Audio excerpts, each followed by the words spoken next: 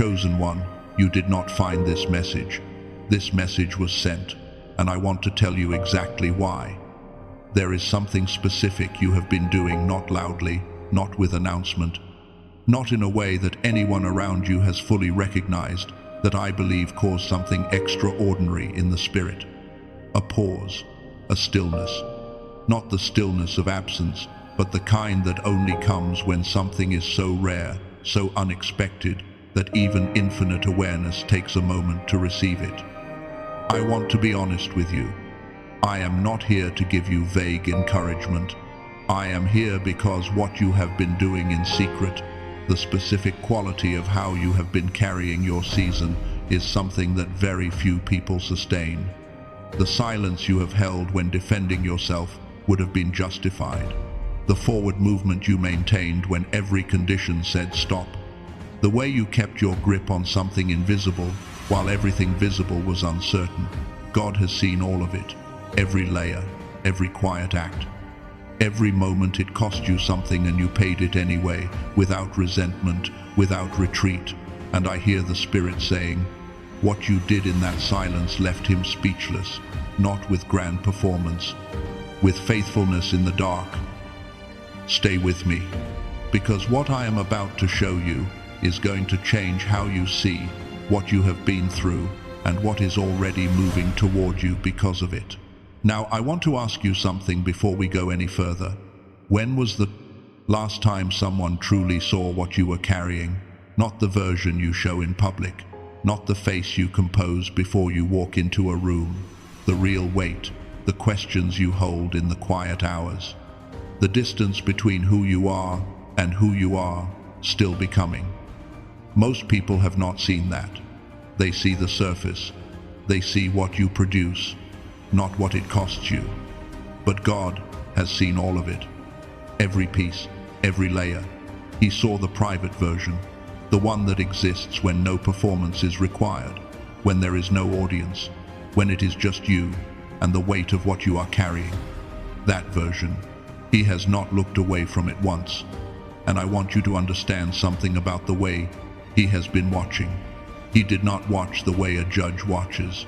He watched the way a witness watches, fully present, fully attentive, not cataloging your failures, but bearing witness to something extraordinary unfolding in an ordinary-looking life.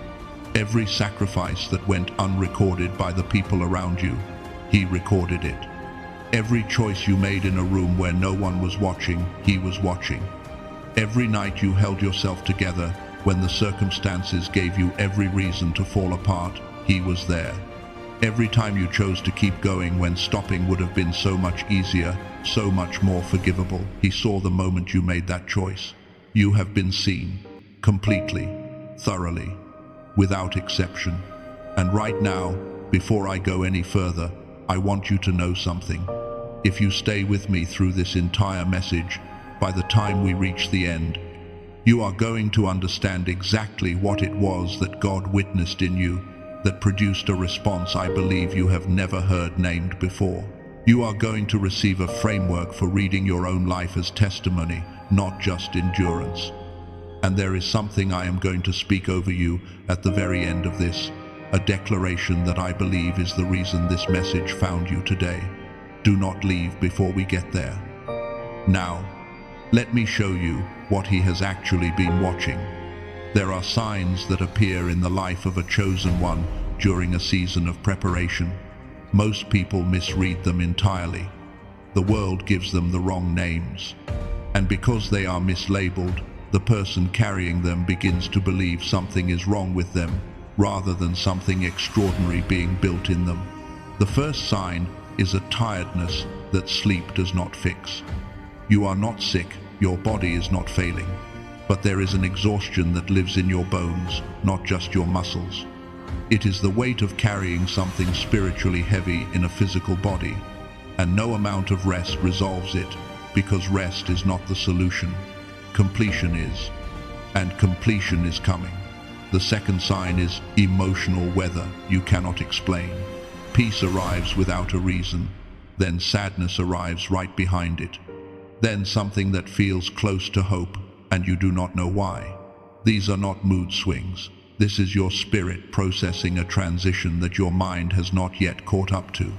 The emotions are real. The instability is not weakness. It is evidence of movement happening beneath the surface. The third sign is that certain environments have become unbearable in a way they never were before. Conversations that used to feel normal now feel draining in a way you cannot fully articulate. Rooms that once felt comfortable now feel suffocating. This is not you becoming difficult. This is you outgrowing something. And the discomfort you feel is the friction of something old trying to hold on to something that has already moved. The fourth sign is the quality of your dreams. They have become more vivid, more searching, more emotionally specific than they used to be. You wake from some of them with a feeling you cannot name, like you were close to something, like you were being shown something just at the edge of your understanding. These are not random. Your spirit is active in ways your waking mind is only beginning to catch. The fifth sign is the appearance of certain moments. A song that arrives at exactly the right time, a number repeated at a moment when you were asking a question, a conversation that answers something you had not spoken aloud. You have been calling these coincidences because no one has given you permission to call them what they actually are. Confirmation that the path you are on is being coordinated from somewhere beyond your planning. The sixth sign is a tension that lives in your chest when you think about the future. Not anxiety exactly, something more specific. A tightness that arrives not from dread, but from the weight of knowing that something is coming that you are not yet certain you are ready for. That tension is not a warning signal. It is a readiness signal. It is your body processing the weight of what is about to be placed in your hands. These are not problems. God has been reading them as evidence, and here is what I need you to understand.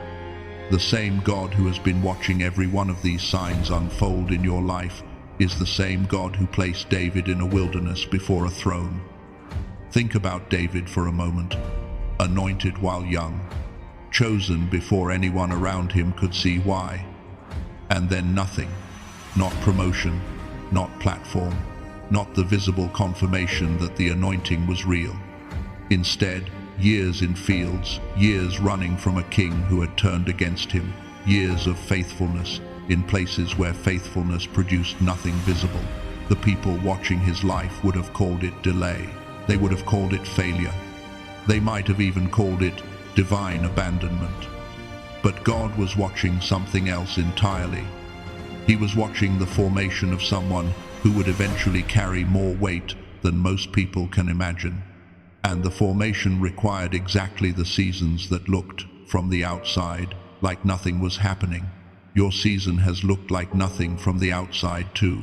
But I want to tell you what God has actually been watching in it. And why? Of everything He has seen the entire archive of your life, something you did in this season caused a response I believe has been preparing for the right moment to be given back to you.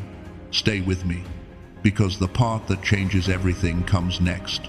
There is a quality that very few people are ever asked to demonstrate. It is not talent. It is not intelligence. It is not even extraordinary faith, at least not the kind that announces itself in visible, measurable ways. It is something quieter than all of those things and far more rare. It is the ability to keep moving fully committed, fully present, in a season where nothing is confirming that the movement is worth it, where the return on faithfulness is invisible, where the cost is real and the evidence is absent, and you are doing the thing anyway. Most people cannot sustain that. Not because they lack desire, not because they do not believe, but because the human heart was designed to need confirmation, and when confirmation is withheld for long enough, even the most devoted soul begins to negotiate with doubt. You did not stop. I do not mean you have been perfect. I do not mean the doubt never came. It did. I know it did. But when it came, you made a specific choice. You chose again and again, in small, quiet moments that no one witnessed, to keep moving. to keep trusting something you could not see, to keep your hands open to something that had not yet arrived. That is what God has been watching. And here is where I want to take you deeper, because this is not just spiritual language. In the original Hebrew, there is a word that appears at some of the most critical moments in the sacred narrative. It is the word shazak, and most people translate it simply as be strong. But the full meaning reaches further than that. Chazak does not mean be strong in the way we usually think of strength, tense, armored, unmovable. It means to actively reinforce yourself, to reach inward, locate what is still standing, and strengthen it. Not passive endurance, active spiritual construction. Moses said it to Joshua before the crossing. God said it to Joshua before the walls. David said it to himself in the wilderness. The scripture says he strengthened himself in the Lord in a moment when his own men were turning against him, when he had lost everything visible, and the only resource left was the one no one around him could see. You have been doing this. Every time you return to what you know instead of collapsing into what you fear. Every time you found the place in you that was still standing and chose to build from there rather than from the rubble. Every quiet act of chazak, of strengthening yourself in the invisible, has been seen.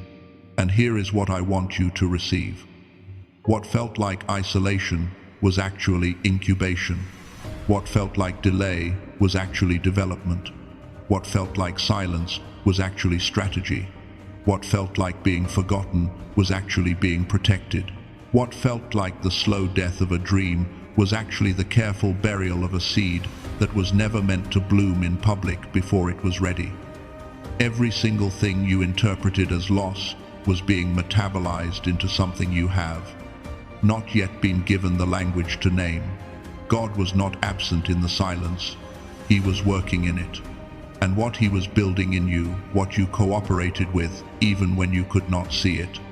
Even when cooperation felt like choosing to believe something there was no visible reason to believe, is what produced a response in the Spirit that I believe has been building toward this moment. I hear the Spirit saying, I watched you in the moments when the return was invisible. I watched you choose faithfulness without witnesses, choose trust without proof, choose to strengthen yourself when strengthening yourself was the hardest possible thing. And what I felt when I watched you do, that I want you to receive this, was not just approval. It was something closer to wonder, because the quality you have been demonstrating is rare, even by the standards of those who are set apart. Now I want to show you why that season had to be exactly what it was. There are things that cannot be built in public, not because God prefers secrecy, but because certain foundations require a specific kind of pressure and a specific kind of darkness to form correctly. A seed does not break open in the light. It breaks open underground, in the absence of light, under the weight of soil, pressing down from every direction. And if you dig it up too early to check on it, to confirm it is still alive, you interrupt the only process by which it becomes what it was always meant to be. You have been in that ground, and the pressure you have felt, the weight of a season that seems to have no visible movement, no confirmation, no applause, was not punishment. It was formation. The pressure was calibrated. The darkness was not random. And the length of it, the part that may have tested your faith more than anything else, was not God forgetting the timeline. It was God protecting the process. Joseph understood this. Not while he was in the pit, not while he was in the prison. Those places felt, from the inside, like abandonment, like the promise was a lie, like the anointing had been misunderstood or revoked. But every single day in the pit was building something in Joseph that the palace could never have built. Every day in the prison was forming a character that power could not corrupt, because it had already been through something that broke everything in him that needed breaking and left intact only what was unbreakable. The palace came later. The elevation came later. But the preparation, the real preparation, happened in the places that looked, from the outside, like nothing at all. And here is something I want to plant in you before we go further. Scientists who study the human brain have found that there is a specific kind of neural activity, a particular frequency, operates differently in people who carry an unusual combination of qualities: deep intuition, rapid pattern recognition, the ability to perceive what others miss. What the researchers have called, in their language, the signature of what they term gamma frequency, and what the spiritual tradition has always recognized as the quiet knowing that lives beneath the noise of a disrupted mind. This frequency was given to you from birth, and it is highest in the seasons before the world begins to tell you what you are supposed to be. I am going to come back to this, because I believe what you have been doing in this season has been, in a very specific and measurable way, fighting to preserve something that was given to you before the world tried to suppress it. But first, there is something I have not told you yet, something about the specific nature of what God witnessed in you, something that goes deeper than endurance, deeper than faithfulness, deeper than shazak. And when I tell you what it is, I believe it is going to reframe everything you have walked through. Stay with me. And when I tell you what it is, I believe it is going to reframe everything you have walked through. Look at the pattern across every sacred story, every wisdom, tradition, every account of someone who eventually carried something significant. Without exception, the ones who changed the most were first prepared where no one could see, not as a footnote to their story, not as a painful detour before the real story began. The preparation was the story. The hiddenness was not the obstacle to the calling. It was the mechanism of it. Think about what a seed actually experiences. A seed goes into the ground with no evidence that anything is working. There is no light. There is pressure from every direction. And the process that actually produces life, the breaking open, the reaching downward before it can ever reach upward, looks, from the outside, like nothing. If you came to that patch of ground and looked at it, you would see only soil. You would see absence. You would see what appears to be a place where something was buried and forgotten. But underground, the most important work of the seed's entire existence is happening in that darkness. The roots that go down first are what make it possible for anything to rise, and the depth of the root determines the height of what eventually emerges.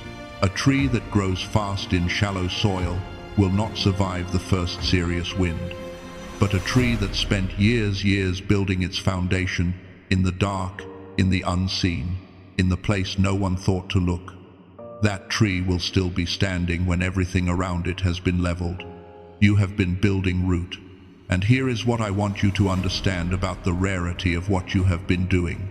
Most people, when the confirmation stops coming, find a way to reduce their investment. They do not abandon the dream entirely. They just quietly stop betting everything on it. They hedge. They diversify their hope. They build a smaller version of the life they wanted and call it maturity. They convince themselves that the willingness to want less is wisdom. And sometimes it is, but sometimes, not always. But sometimes the willingness to keep the full bet on the table when nothing is confirming the odds, when every rational voice is suggesting reduction, when the cost of staying is becoming something that touches not just your comfort, but your core. That willingness is the specific quality that a certain kind of life requires, not because suffering is the point, but because what is being built cannot be built by someone who is still managing their exposure. You stopped managing your exposure, and God noticed. Just because no one else noticed does not mean it went unrecorded. Just because the room was empty does not mean it was unwitnessed. Just because the season has been long does not mean it has been directionless. And just because you have had to do this quietly, without applause, without confirmation, without even the comfort of knowing it was working, does not mean the work was not producing something extraordinary. It was. Now I need to tell you who you actually are, not who the season has made you feel. like, not the identity that exhaustion has constructed, who you are. The first thing I want to name is this: you are a seer.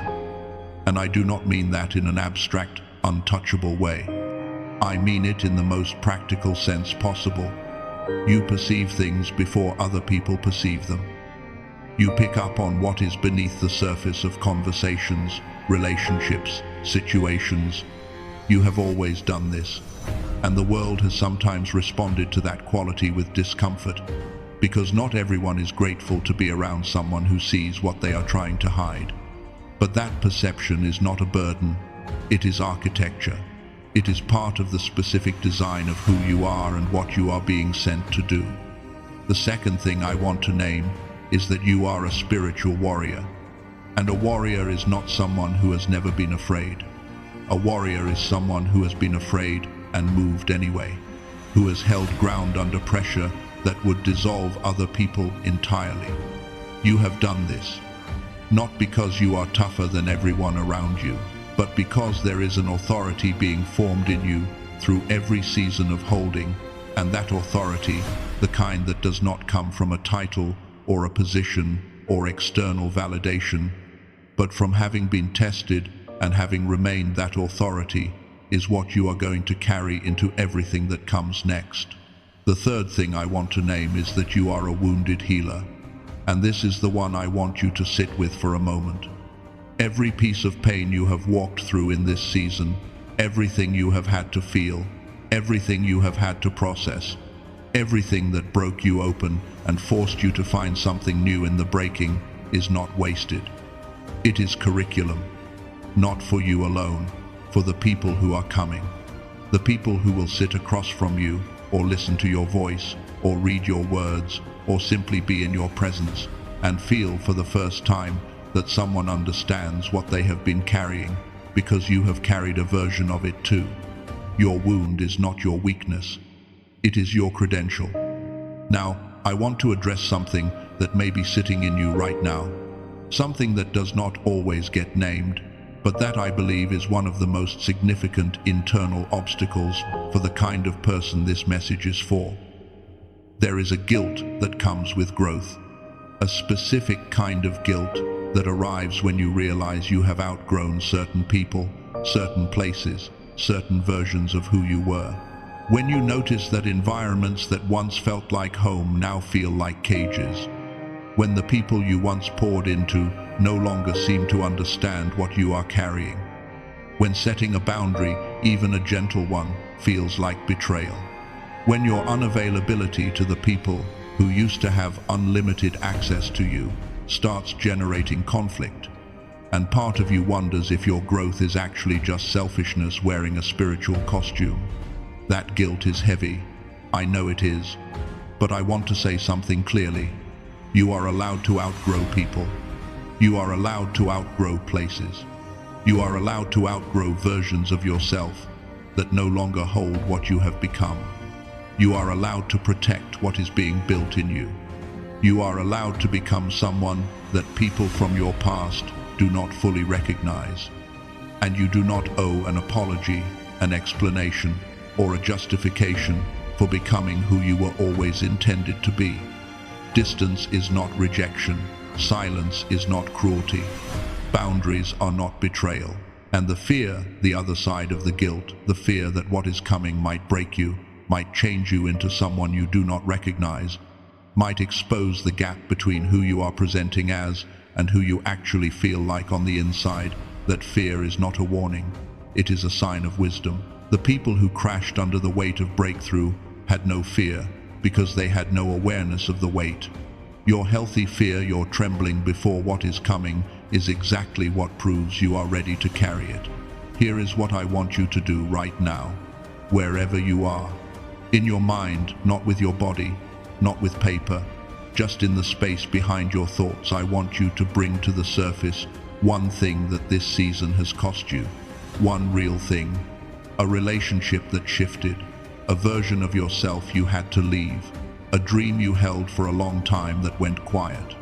Just one. Hold it in your mind for a moment. Now I want you to hear this. That thing was not taken from you carelessly. It was received. And what comes from it, what you are in the process of becoming because of what it cost, is not something you built alone. You were being cooperated with, even when the cooperation felt like silence. If something just shifted in you, if something in your chest recognized what I just said, type the word "I see it" in the comments. Not for me. As a declaration to the part of you that has been waiting for permission to believe what it already knows.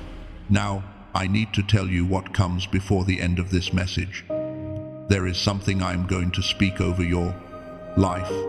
A declaration, a commissioning. I believe it is the reason this message was sent to you today, and I believe it will stay with you long after everything else fades. Do not leave before we get there. Stay with me all the way to the end, because what is coming both in this message and in your life is worth staying for. Let me now show you the deepest truth, the one that makes everything else make sense. Here is what I have been building toward since the beginning of this message. God being speechless is not a reaction to your performance. It is a response to your becoming. Let me say that again, because I need you to receive it and not just hear it. You were not just surviving this season, you were being formed in it. And what left God speechless, what produced that pause, that stillness in the spirit, is that you let the formation happen. You did not just endure, you cooperated. Even when you did not know you were cooperating. Even when it felt like you were simply trying to make it through another day. Every choice to remain faithful to what you could not see, every decision to keep your hands open when closing them would have felt like relief. Every moment you chose trust over control, that was cooperation, with a process, with a plan, with a preparation so specific to who you are and what you are being sent to do, that no one else could have undergone it on your behalf.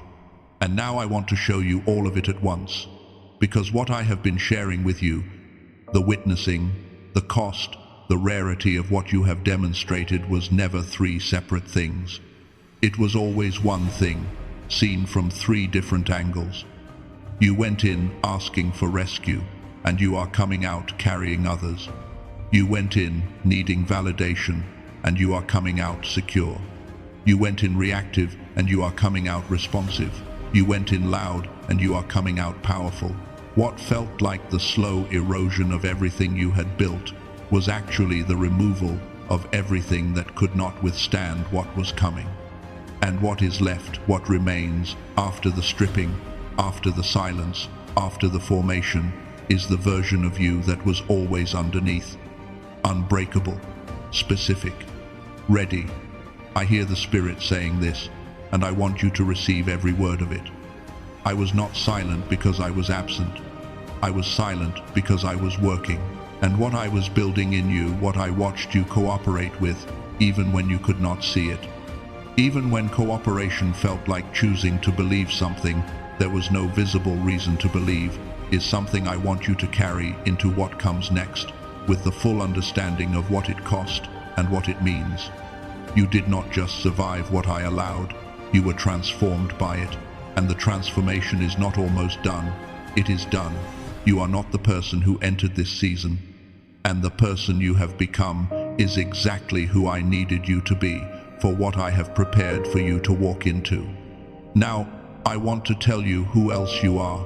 You are a voice, and I do not mean this lightly. What you carry from this season, the specific understanding of what it is to be faithful without witnesses, to hold ground when the ground is shaking, to cooperate with a process that has no visible progress, is language. Language that other people do not have for what they are experiencing. Language that, when it comes out of your mouth, will find the people who have been suffering in silence because they did not have the words. You will give them the words, not because you studied them, because you lived them, and you are a cycle breaker. What ends with you is as sacred as what begins with you. The pattern, whatever form it took in your family, in your community, in your own internal architecture, is being interrupted by you. In this season, the things you refuse to pass forward, the ways you chose differently when the old way would have been so much easier, the boundaries that felt like they were breaking something but were actually breaking a chain. All of it counts. All of it matters. You are not just building a life. You are rewriting a lineage. Now, I want you to do something with me, and I want you to do this entirely in the space of your own mind. I want you to imagine that there are mirrors around you, not ordinary mirrors. These mirrors do not reflect who you have been. They reflect who you already are, the version of you that exists on the other side of this season, the one who has carried what you carried and arrived. In every direction you look in your mind right now, that person is looking back at you. Notice what they are carrying. Notice that they are not carrying the weight the way you have been. They are not straining. They are not white-knuckling. They have the same qualities. You have the same sensitivity, the same perception, the same depth, but the weight has become authority. The pressure has become foundation. The silence has become power. That person is not a fantasy of who you might become. That person is who the formation has been building. That is where this season was always going. Let that land for a moment. Now, I want to tell you something that connects everything I have just said to something real and practical.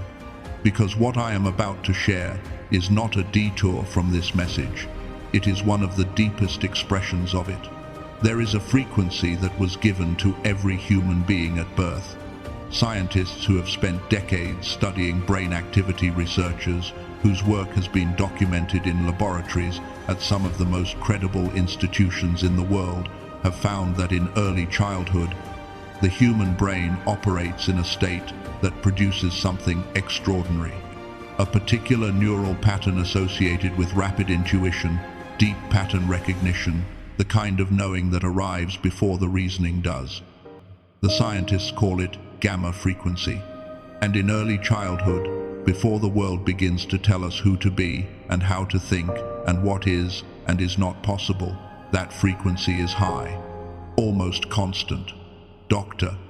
Robert Lake, a neuroscientist with over 34 years of study in this specific field, whose research protocols have been cited in programs connected to institutions including MIT, Harvard, Stanford, and Princeton, has dedicated his career to understanding what happens to that frequency.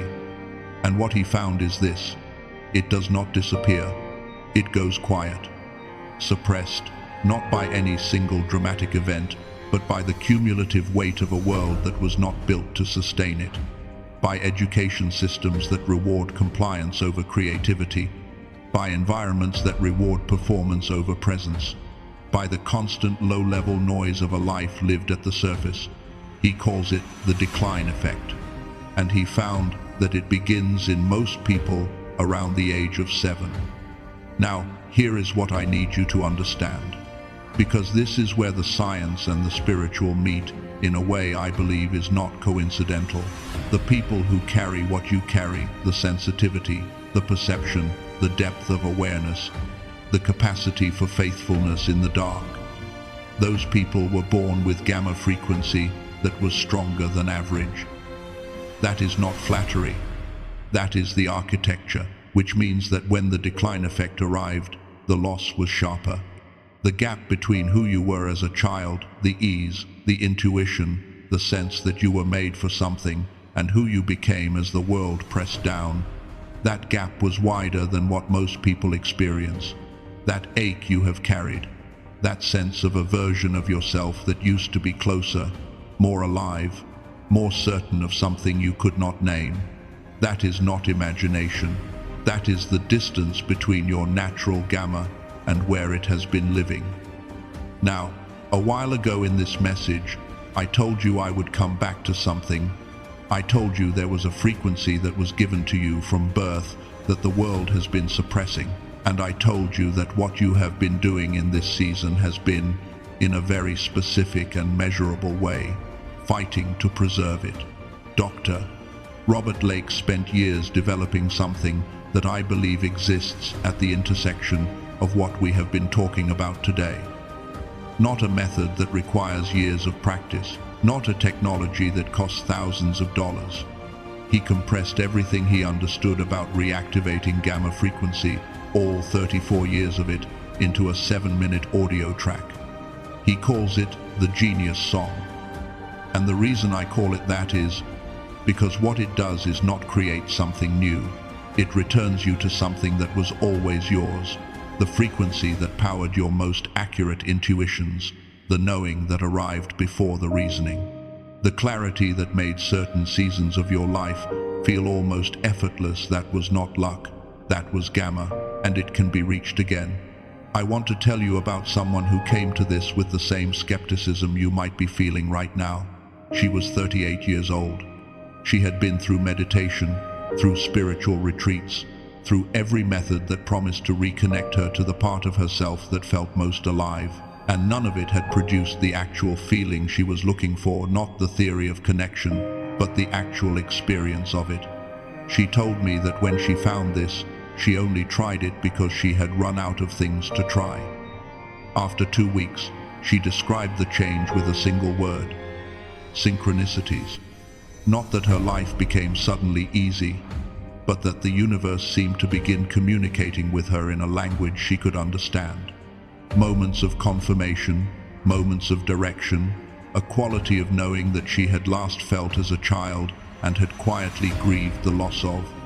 The part of her that could perceive what others missed had come back online, and she later said she found out from a mutual friend that alongside her own daily listening, she had also been working with something called Neuroactive to support what the Genius Song had begun.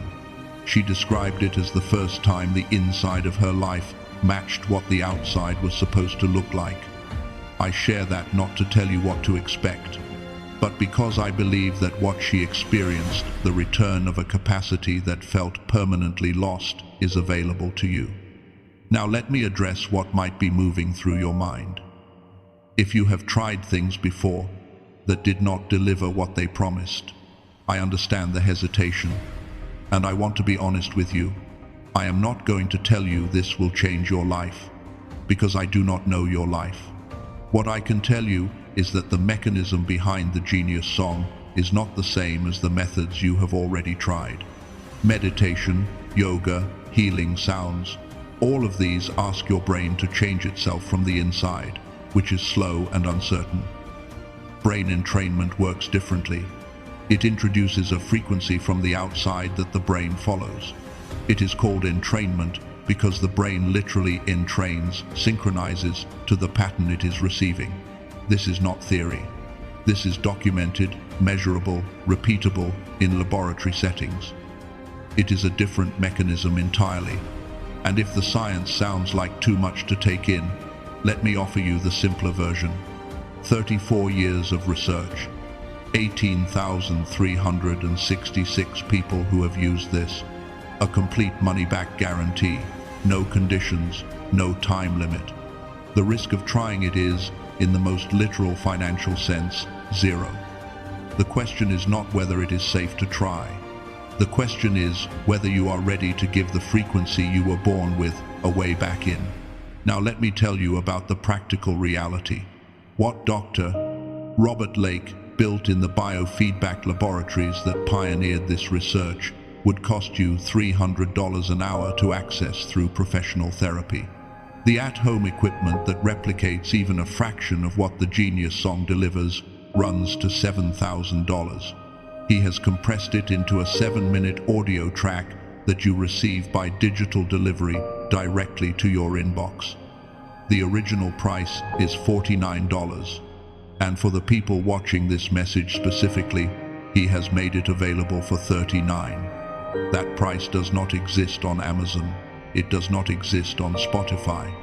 It does not exist anywhere except through the link in the pinned comment below this video, because he made it specifically for people who arrived here through this particular message.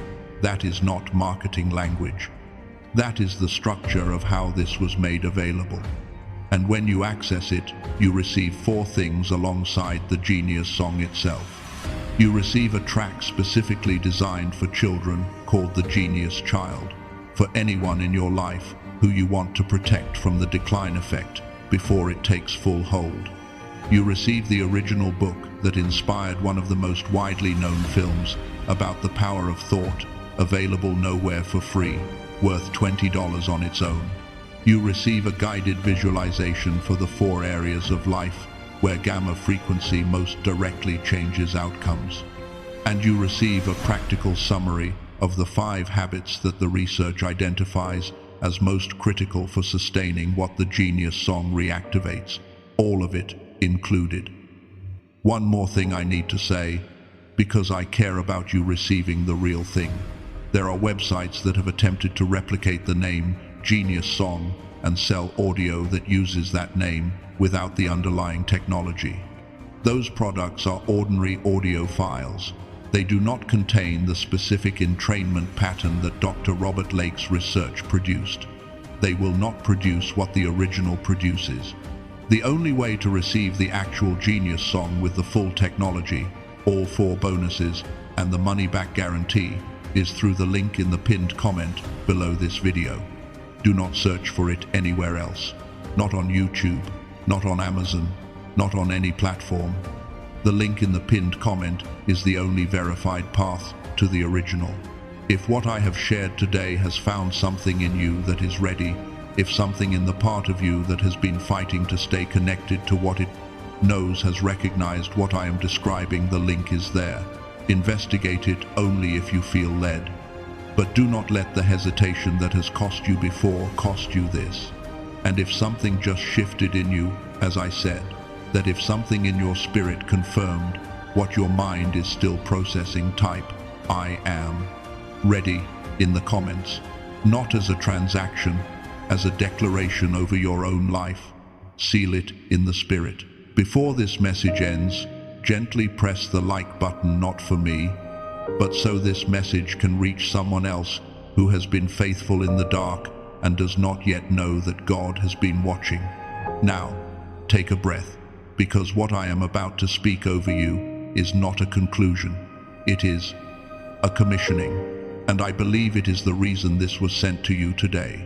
God, I come before you on behalf of every chosen one who has stayed with this message to this moment. I want to start with gratitude. Not gratitude for the easy seasons, gratitude for the ones that required everything. Gratitude for the wilderness that did not end when we wanted it to, because what was being built in the wilderness could not have been built anywhere else. Gratitude for the silence that felt like absence and was actually architecture. Gratitude for every closed door that protected us from the room we were not yet ready to be in. And gratitude for this moment, for the fact that something greater than coincidence brought these specific souls to this specific message at this specific point in their lives. You see what they have been carrying. You see the version of them that exists when no performance is required. The one that wakes at 3 inches the morning with questions that do not resolve. The one that has been faithful in the small, private, unremarkable moments that no one else witnessed, but that added up to something extraordinary. You see the cost, you see what it took, and you see who they have become because of it. You see them fully, without exception. And now, I want to release what has been holding. Every old story that said the faithful obscure life was not enough, release it. Every ceiling that said this is as far as someone like you can go, release it. Every wound from being overlooked in rooms that should have seen you, release it. Every weight of comparison to someone who was seen sooner, promoted faster, elevated more visibly, release it. Every layer of unworthiness that settled in during the long silence, release it. Every piece of armor that was built to protect what no one else was protecting, release it. And every part of you that believed the silence of God meant the absence of God, release it. All of it. Now I want to call forth what has been forming. Every seer in this moment, the one who has always perceived what others missed, who has always known something before the knowing could be explained, I call that gift fully forward, not to the margins, to the center, because the world needs what you see. Every spiritual warrior, the one who has held ground under pressure that dissolved everyone else, who has remained when remaining was the hardest possible choice. I call that authority fully forward. You were not built for the sidelines. You were built for the front. Every wounded healer, the one who carries the specific curriculum of pain that is about to become medicine for people you have not yet met, I call that capacity forward. What you have suffered is not wasted. It is the credential for the assignment. Every voice, the one who will say for others what they cannot say for themselves, I call that language forward. The words are in you, they are ready. And every cycle breaker, the one in whose hands a generational pattern is ending, through whom a lineage is being rewritten, I call that authority forward. What ends with you is as sacred as what begins with you. Now I want to guard what is rising. Cover these chosen ones from self-sabotage at the threshold of breakthrough. From the old pattern that arrives at the moment of elevation and says, this is not really for you. From the visibility, fear that whispers retreat just when the emergence is happening. Guard what is being built from premature exposure. Guard it from the people who will not understand the timing. Guard it from the voices, internal and external, that mistake the rising for arrogance and the boundaries for betrayal. And now, the declaration. I hear the Spirit saying over every chosen one who has stayed to this moment, you are not who you were when this season began. You are the one who was prepared in secret. You are the one whose faithfulness in the dark has been counted, recorded, and held. You are the one who let the formation happen. You are the one who cooperated with a process you could not see, trusted a plan you could not prove, and paid a cost you chose to pay without resentment and without retreat. You are the one who left heaven speechless, and you are now finally fully ready for what comes next. I am a seer. I am a warrior. I am a healer. I am a voice. I am a cycle breaker. And I was prepared for this. Do not say amen yet. I want you to sit in what was just declared over you for a moment.